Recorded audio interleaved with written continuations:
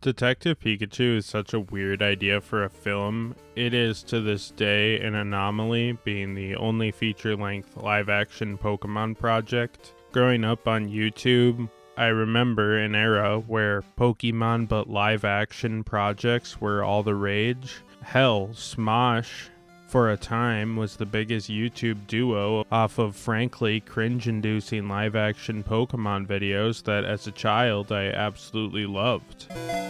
Corp, Corp. All right, Magikarp, hit him with a splash attack. Corp, Corp.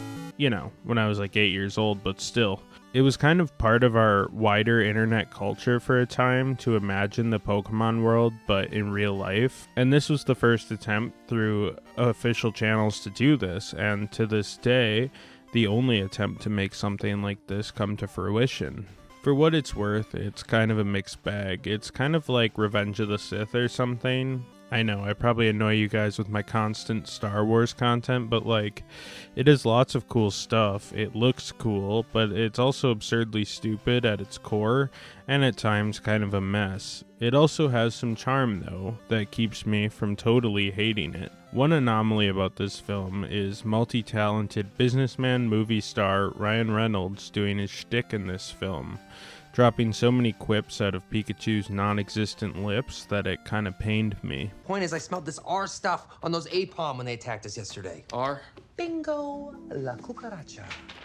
We will talk about this as we go on. Also, Aidan will be helping me with this video, along with our friend, confidant, lover, and frequent collaborator, the former bisexual himself, Grant the Hierophant. Detective Pikachu isn't just a movie, rather it's sort of a sub-franchise of Pokémon. For some reason, rather than adapting the story of Ash or Red, or even another Pokémon trainer from the games or anime, they decided to adapt this fairly recent at the time 3DS spin-off to the main Pokémon game, which was originally developed by Creatures Inc., who jointly owns the Pokémon IP with Nintendo and Game Freak, with the game getting decent reviews upon its arrival back in February 2016. A sequel later coming out in 2023 for the Nintendo Switch, though the film was originally announced a short time after the game's release in July of 2016, with Legendary Pictures taking interest in developing the project as early as April of 2016, only 2 months after the 3DS game released.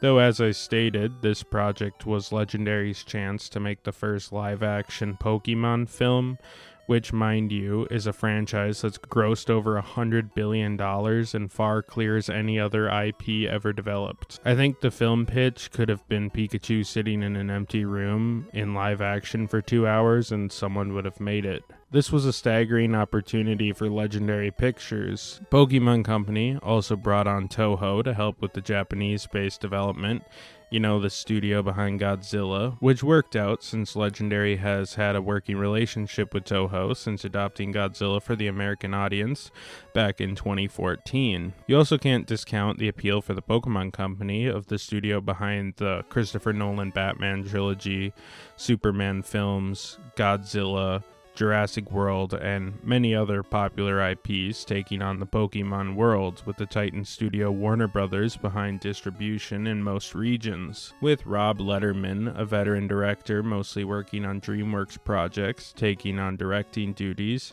and thoroughly developing the look and feel of this new Pokemon adventure, fast-tracking this picture for a 2017 development. Though despite the fairly easy pitching process and director search, the film ran into difficulties writing, with Dan Hernandez, Benji Samit, Rob Letterman, and Derek Connolly all working on the story before a final screenplay was written by Dan Hernandez again, Benji Samit, and Nicole Perlman. And that just seems like too many cooks in the kitchen. I think the plot is cleaned up fairly nicely to work, but as we'll get into, there are points in this film that feel a bit like what it was, which is a story co-written by 5 different writers, something I find to be less than ideal. The best movies typically only having 1, maybe 2. Justice Smith was cast in the lead role without much trouble. He was the vibe they wanted, but it took them a bit to find an actress to work across from him, eventually landing on Katherine Newton, whose star power was starting to grow at the time of this production.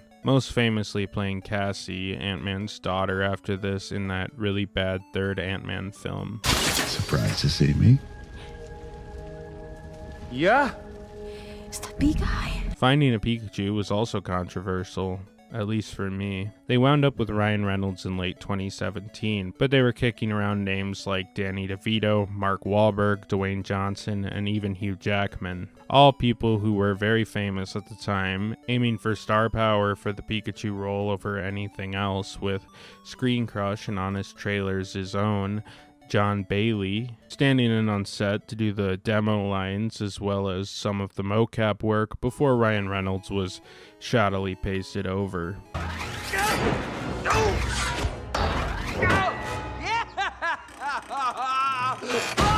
The film was shot in a variety of places, England, Scotland, and Colorado, which is admittedly unusual. Honestly, looking at this film, you think they would have just shot this whole shit in Toronto like every other film. Hell, this movie already looks like Pokey Canada, so I don't see why they wouldn't have just done that for the tax write-offs, but whatever. The story of Detective Pikachu follows Tim Goodman, a young man who once dreamed of being a Pokemon trainer, though after his dad moved away to study Pokemon and Tim's mother died, he began moving away from that dream. Eventually, he is told his dad is missing and presumed dead, though as he heads to clear out his father's old apartment, he meets Pikachu. And not just any ordinary Pikachu, he meets a Pikachu portrayed by Deadpool himself, Ryan Reynolds. Anyhow, Pikachu seems to have amnesia, and after finding some R-gas, a substance that makes Pokemon crazy, Pikachu and Tim go on an adventure to figure out what happened to Tim's dad, Harry. Tim meets a sketchy paraplegic billionaire businessman, Howard Clifford, who founded Rhyme City, and reveals that Harry has to be dead based on the footage he obtained. This footage shows that a new genetically enhanced super Pokemon, Mewtwo, abducted Tim's dad. Anyhow, Tim and Pikachu enlist Lucy and her Psyduck to help solve the case, eventually raiding the lab that the Argas and Mewtwo were created in. Anyhow, Pikachu realizes an enhanced Greninja that they met in the lab was behind the car crash, though Mewtwo was already captured by Roger Clifford, the son of Howard Clifford. This leads him to realize that Howard was behind the whole situation, the gang making it back to Rhyme City, where rigged Poké floats start oozing gas, causing everyone to merge with their Pokemon. After Howard merges with Mewtwo, so that he's no longer paraplegic, you pretty much can guess what happens next. They fight, prove Howard was corrupt, free Mewtwo, and the people merge with their Pokemon, all blah blah blah blah blah, you get it. The big twist is that Pikachu is actually Deadpool's own Ryan Reynolds, or Harry, who had amnesia.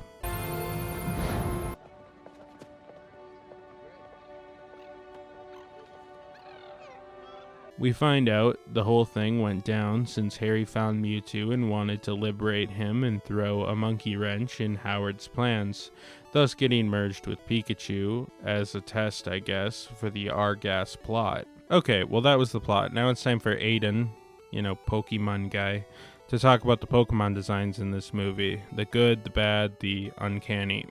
Mr. Mime. Detective Pikachu had an interesting challenge. Pokemon are cute as cartoons, however getting them to blend in with real people, not so much. Putting them front and center was going to be a nightmare, and the movie works hard to pull it off to mixed results. One thing I do appreciate is that the movie is an absolute boomer core. The central characters are all Gen 1 and fairly popular ones at that, like Pikachu, Mewtwo, Psyduck, Mr. Mime, I don't know if he counts as popular. And don't get me wrong, there's a lot of Gen 1 elsewhere. The only battle in the movie is Gengar and Charizard and Gyarados. But there is a nice mix of later Pokemon here and there too. Pangoro and Pancham feature very prominently as background characters. Scenes will often have Flabébé and Comfy drifting around as little background extras. I wish some of these non-Gen 1 guys could have been more prominent, but it's still a nice touch. Also, kinda off topic, but it's weird that the main character has pictures of Reshiram and Zekrom and Rayquaza in his room, right? Godlike legendary entities are so well known that they're merchandise to children? Is Christianity present, or does everyone just worship Arceus and whatever? Imagine living in a world where God is real and he's like a horse who can come down and just kill you. Anyway, Pikachu looks good. They made him fuzzy. I'd prefer if he wasn't also Ryan Reynolds, but Pikachu looks very soft and fluffy and huggable and cute, while still having the classic Pikachu look. 10 out of 10. Mewtwo, I don't know. I need to consult the Smash 4 fans for the Mewtwo fuckability index. Mewtwo is kind of uncanny in this one. He's slimy and gross, but also very human, like a fetus, but like a full-sized one. And he was always that, but he looks really fetusy. But they also gave him giant cartoon eyes to make him look sympathetic. It's a little bit of the worst of all worlds, I think. 6 out of 10. Why did they make Psyduck look like that? He's so gross. He looks like he smells bad. The fluffy feathers are nice looking, but he looks like cracked out and disgusting. 2 out of 10. Mr. Mime, Mr. Mime is top 10 worst Pokemon already, making him a stretchy, uncanny valley, skin, fleshy little gremlin. I think the scene is funny that he's in, but he's really disgusting, which is probably the point, I know, but still, 1 out of 10. Alright, now for all the less important ones, in Bulbapedia order, which is not alphabetical, it's just some random order that doesn't make any sense at all, but that's what we're going with. Snubbull, he looks stinky, but I like the color. I think the fuchsia, it's pretty nice. 5 out of 10. Ditto looks fine. The design's really too simple to fuck up. 7. Eevee and Flareon are very fluffy and cute. 10. Kind of mixed on Charizard. The bulkiness looks pretty good on it. I think it looks nice and muscly, a little scary, but it's also a little too cartoony and evil looking. It has like an evil face. Like, I wouldn't trust him with my kids or a dog. And the orange and brown scales make him look, he kind of looks like he has scoliosis, like that guy from the Suicide Squad. The fight is kind of cool though, gonna give it a 6. Greninja's a little too jacked for my taste. It makes him look really short when he's that jacked, and the evil eyes make him look hungover. 5. Charmander, 10. Too cute. No comment. Dodrio looks fine, nice fluff, eyes a little too small. Gonna be a solid 7, maybe a 6.5. Bouffalant ain't bad, the extra hair tufts hanging down is a nice touch. Not a huge fan of the design in general, but it's translated well. We're gonna give it an 8. Flabebe and Comfey are basically distant extras to fill empty space in the sky. It's kind of hard to tell if they look good or not, but I like the inclusion. We're gonna go with a 6 here. Venusaur's a little too angular to me. I think he should be like kind of fatter and froggier, but I like how Rafflesia, the flower on Venusaur's back was always based on Rafflesia, but it's been made very Rafflesia-esque. Looks really good. I'm gonna hit it with a decent 7. Audino, extremely fluffy, 9. Pidgeotto appears for 1 second. I think it's only from the back. 5. Braviary looks great. 10. Very feathery and intimidating. Awesome. Squirtle almost reached cute, but it's too smooth and shiny. It kind of looks buttery, like it would leave some kind of weird shit on your skin. 6. Rufflet, a little too cartoony. 7. Pancham gets a 2. I don't like this pose here. It looks like some kind of smug Wojak meme that someone would post after they called your mom fat. Pangoro though, 11. Awesome. Very intimidating, very nice stature. I also find it cute that Pangoro's always going around with a group of Pancham, like he got stuck watching all the kids while his wife's on vacation. Beautiful. Perfect. Jigglypuff gets a question mark out of 10. Its ear hairs and weird little hair curl thing are kinda off-putting, but I would touch it. It looks fluffy and soft, and there's a lot of charm to the scene where the guy's in the bar getting sung to sleep by the Jigglypuff, like in the anime. Pretty good. It's somewhere between like a 5 and an 8. Emolga, 10, cute, very squirrely. The movie should have been Detective Emolga. Joltik, very cute Pokemon. I'm pretty sure you only see it from the back. Very lame of the movie. 10. Bulbasaur, 10. Look at this face, 10. Morlul, a little too cartoony for my tastes. It looks like it popped straight out of the games. It's still a 9. Apom, Uncanny Valley, gross teeth. They're all like spaced out weird. They look gross. Apom's chunky. They make all the Apom in this movie evil for a little bit when they take the drugs. Giving it a 2 generously. Lickitung looks like the head of a penis. Maybe that's the joke because he like licks the main character. That's like a sex joke. 2. Growlithe, so fluffy. 10. Ludicolo, negative 100. He looks vile. He looks like he'd hurt to touch. Like you touch him and it's like poison ivy. There's some shit on your skin and it burns, and you accidentally touch your dick and it hurts for like a week and it's itchy and flaky. He looks like he smells bad. I do not like it. He's supposed to be like a lovable, chunky goofball. He's like emaciated. Worst redesign in the movie. Just awful, awful. Golurk looks so rocky and chunky, plus he's Golurk. 11. Arcanine. 10. Bulbapedia claims Magnemite appears in this movie. If anyone has the timestamp, please let me know. Giving it a 10 though, even though I don't remember it. I'm just assuming because I love Magnemite. Kingler. 6. Too much detail, looks lumpy. Slacking, looks great. I love that he's just an extra who naps in random places throughout the movie. Very funny. He looks stinky, but in a way that it looks like, you know, Slacking looks like a Pokemon that would be stinky. 9. Snorlax. 20. Just look at him. Look at him again. Look at him a third time. Machamp kind of looks like they didn't finish rendering him. He's very smooth and he looks really weird next to real people because he's like a man-shaped guy.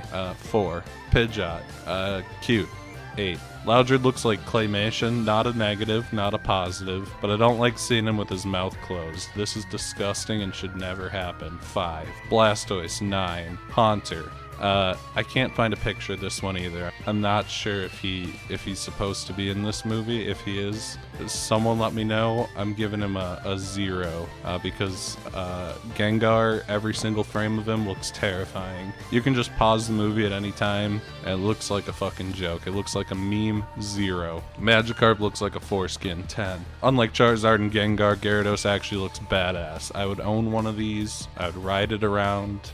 I'd use it to kill my enemies. 10. Cubone, adorable. 9. Machoke appears on a missing poster. 4. Same with Graveler. Easy 3. Looks like he visits prostitutes regularly. Rattata's belly in this one scene right here. 3. Trico is both uncanny and cute. Its head looks too big in this style. Giving it a... I wrote down 6. I'm gonna go with 5, I think. Octillery is a street cook.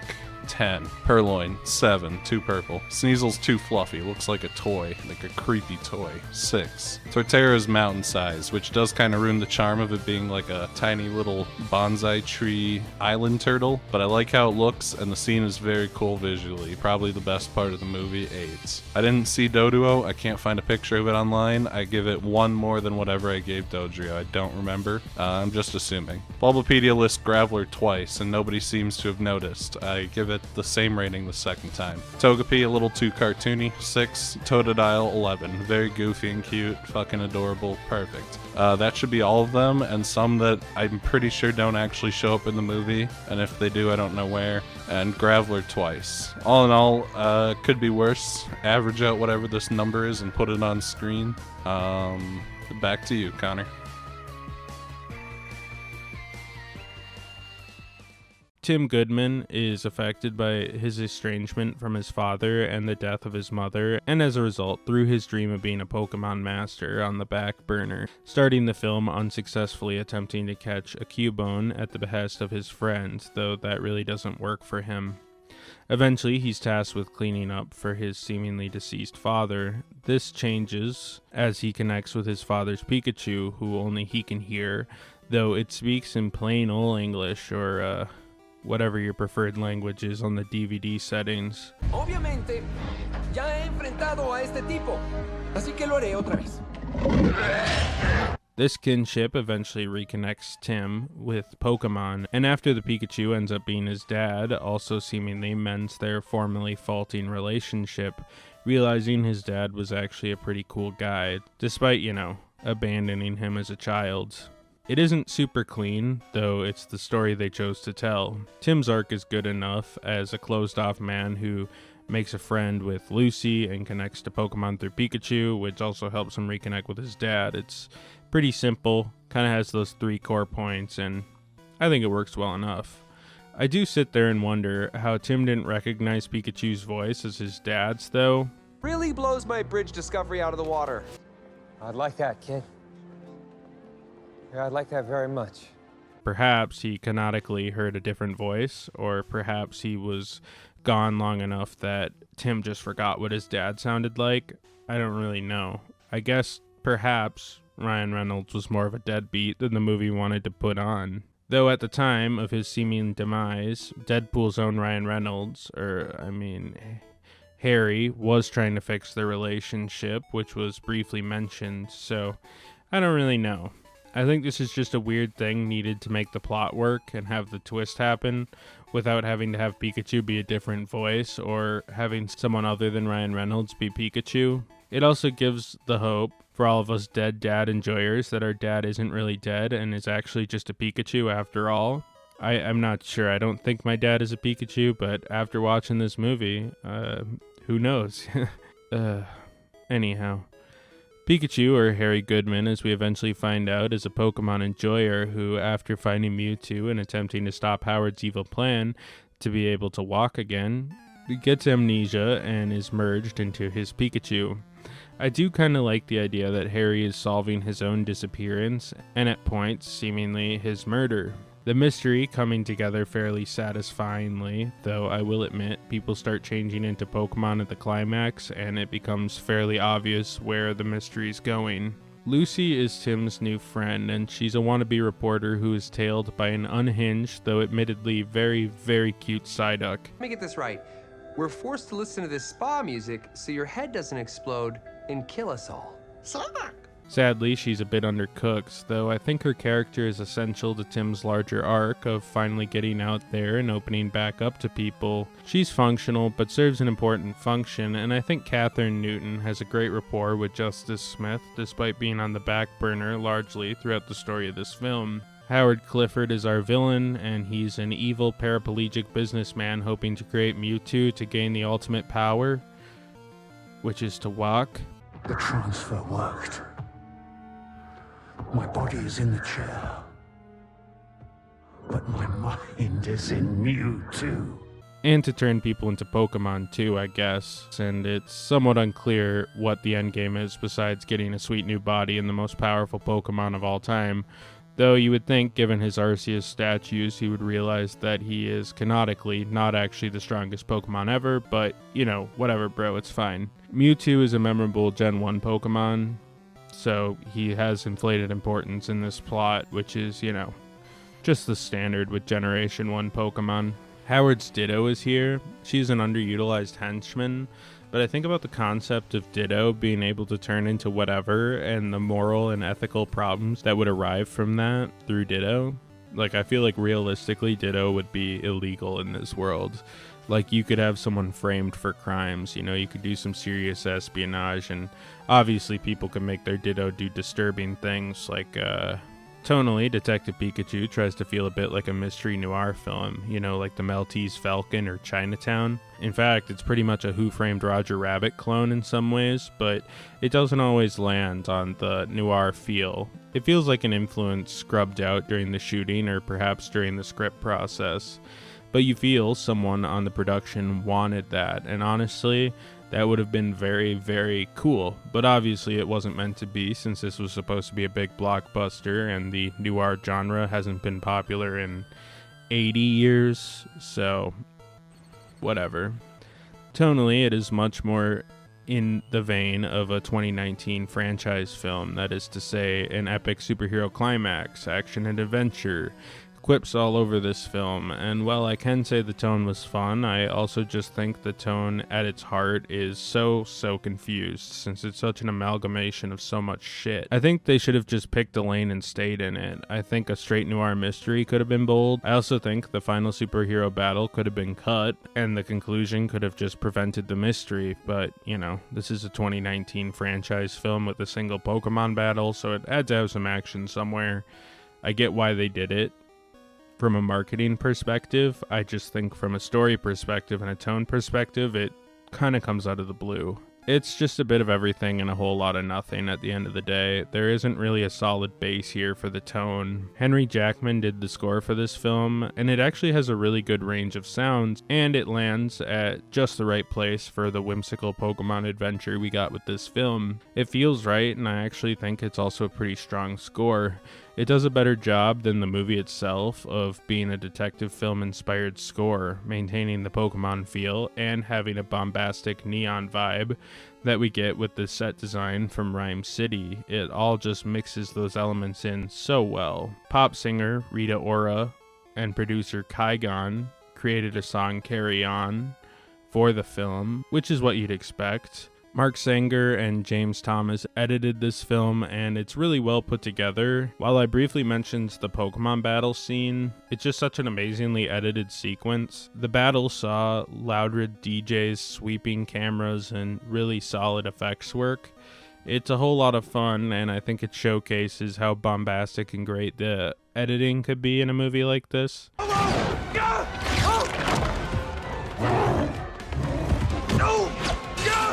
The rest of the film gets the job done, but I think the editor duo, when allowed to go off and do crazy shit, did just that.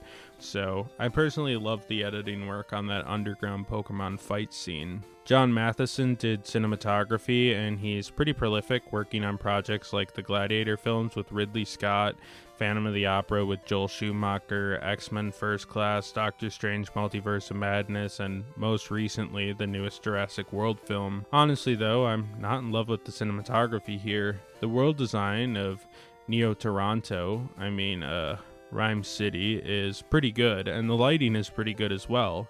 Shot composition is okay enough. It's just that I really can't get past this camera. It just looks so flat, bright, and washed, which again loops back to the noir feel. A lot of the classic noirs were from a time where contrast was high, the darks were dark, and the lights were light. You can even see this with other neo-noirs like Blade Runner, but here, I don't know, it just feels so flat and digital, the same way those Marvel films do, and I think the noir influences should have made for some interesting shots for this major blockbuster. It serves its purpose well enough, but I don't know. Oh wow, it's Grant from Grant the Hierophant. What are you doing in my video? I am going to talk about Ryan Reynolds, Canadian and American actor, producer, and businessman. Is that good enough? Do I have to write a skit on that or something? I don't get why YouTubers do that. Why can't I just cut to Grant? Like, whatever. Career sweet spot, the overproliferation of Ryan Reynolds and you, aka talking. The proliferation of Ryan Reynolds in media in the mid to late 2010s is an interesting one. The man played a role that he had wanted to play for years in Deadpool 1, and seemed only to get that role by famously leaking test footage. This act of rebellion against studios seemed to earn him the benefit of the doubt in most scenarios moving forward. He garnered a fan base then and there, and before long was back on the fast track to shilling his shitty cell phone service. Ryan, they're all fucking awful. We've been dying for another option, but even I would rather roll the dice with Walmart's weird smart talk plan or whatever the fuck that is. What I'm trying to get at is that Ryan Reynolds' career exploded because of Deadpool, so I guess Deadpool is to blame on why studio execs thought he'd be a good enough option to play Detective Pikachu in 2019. Connor wanted me to talk about Ryan Reynolds as Detective Pikachu, and it's a little bit weird. I remember seeing this movie in theaters back in 2019 and generally liking it, but maybe it was a weird mix of nostalgia and early 20s optimism that really powered that. Ryan doesn't fit the character well, and had he not played Deadpool 3 years prior, I don't think anyone would have thought he was a good pick for this. You're adorable. They can't understand the kid. Most jokes from him seem like he was just riffing off script in the booth and just commenting on things that generally happened in the scene, or, throwing lazy one-liners out. I've never been so flattered and creeped out at the same time. Are you gonna make me into a lampshade? Apparently, the studio had a long list of names for people who could possibly do this role, and my guess is that Ryan was just the cheapest. He's also the source of the more adult jokes in the movie. Usually in kids' movies, the adult humor is supposed to be clever enough that it goes over the kids' heads. They cut my cord! Oh, consider yourself lucky. But Ryan is out here talking about semen and testicles on the reg and shit, and it's fucking distracting. All I see are nipples. Mom, why is Pikachu talking about shitting in front of everyone? Don't worry, honey, Ryan Reynolds was Deadpool. Pikachu, calm the fuck down, that's your son right there. He's right there. Stop talking about butt-fucking Charizard. Ryan Reynolds is constantly quipping and talking in this movie, and holy shit, Ryan, just shut the fuck up already. Constant babbling and throwing shit at the wall just to see what sticks is the worst way to go about this. What, because Pikachu says 100 things, one of them has to be funny? That's not how this works. Ryan doesn't fit at all, and I feel like he's miscast in this role, despite supposedly being comic relief and the funny guy who was in Deadpool. None of the jokes are structured. He just does that stupid little Deadpool voice, and then presumably BuzzFeed would write an article like, "What if Pikachu was Deadpool?" Or "Top 10 Mint Mobile facts that will make your wife file for separation." Constant verbal diarrhea is not funny. "Well, that just happened. He's right behind me, isn't he?" When Pikachu is on screen, I yearn for a Loudred to deafen me with a scream into my ears, and then dip me and slip me some tongue. What the fuck even is this movie? Holy shit, why the fuck does Psyduck look so fuckable? Ryan, why the fuck is your soul in Pikachu? No, that's not a good explanation. Why can Mewtwo transfer souls between Pokemon and bodies? Why does it overwrite a Pokemon's soul? Like, Pikachu shows up at the end, and so does the human. Is a human soul overpowering a Pokemon soul? Is this like Jordan Peele's Get Out? No, it's clearly important. The movie brings attention to it. Is this like Gen 7 Pokedex entries where the Pokemon wasn't in the main game, so they just assumed nobody was gonna read it? Yeah, Typhlosion's fucked humans, what of it? And then the fucker gets his body back at the end? What? Why? Does Mewtwo have the ability to do that too? He can just make bodies reappear? Why did he transfer the soul in the first place if he had the ability to then bring the body back? Was he just fucking with him? Why doesn't he just cure world hunger if he's so great? And then they hug, "Oh, sorry, I was a bad parent." And he's like, "Nah, it's okay, Dad. Pikachu's gay. I fucking hate Pokemon still." Oh my god, Ditto can turn into a human? No. But yeah, I'd say the movie is a 5 out of 10. Not enough hardcore Pikachu fun. Overall, Detective Pikachu is fine. The world is really detailed, and I appreciate that it isn't all Generation 1 Pokemon. Yes, Pikachu and Mewtwo are the stars of the show from a Pokemon perspective, but we also have many newer Pokemon added to the cast. I also think the blanket genetic mutations and stuff allow for some cool imagery, like the mountain range that's actually Kaiju Torterras, which also proves that in general the CGI is good, even if some Pokemon designs like Mr. Mime are a little bit creepy. And while the sparse Pokemon battles we do see absolutely kick ass, and I wish there were more, the story itself is fine. It's a bit sweet seeing Tim's journey from a loner outcast to a guy who embraces friendship with his dad and his new buddy and Pokemon. And more so, Palestine. And we also see a dad that learns to better appreciate his son. All themes that I think make for a pretty sweet little movie. I do in a way wish more was added to the movie, and some elements I found messy would be removed. Like, I want to see more character moments, detective moments, and intrigue to the mystery, with what we had feeling a bit messy. And I think this crime is just so convoluted. The Mewtwo misunderstood monster plot was kind of cool, even if it was a little rushed. I think conceptually it was sort of Frankenstein inspired, you know. Mewtwo is a scary monster, but Howard Clifford is the real bad guy for making the monster in the first place for selfish reasons. And I loved the Pokéfloats. It may be a coincidence, but as a kid, Pokéfloats in Smash Bros. Melee was my joint. That was my favorite stage. It was so cool. All this leads to a fine film, which I think lays in the shadow of classics. I mean, look at Roger Rabbit. It's a movie where a cartoon character and a live-action actor team up to fight corruption in a goofy city ran by cartoon characters. This is pretty much the same idea, just with Pokemon and less good. Plus, I think that film does a bit better leaning into the noir influences. That isn't to discount this film completely.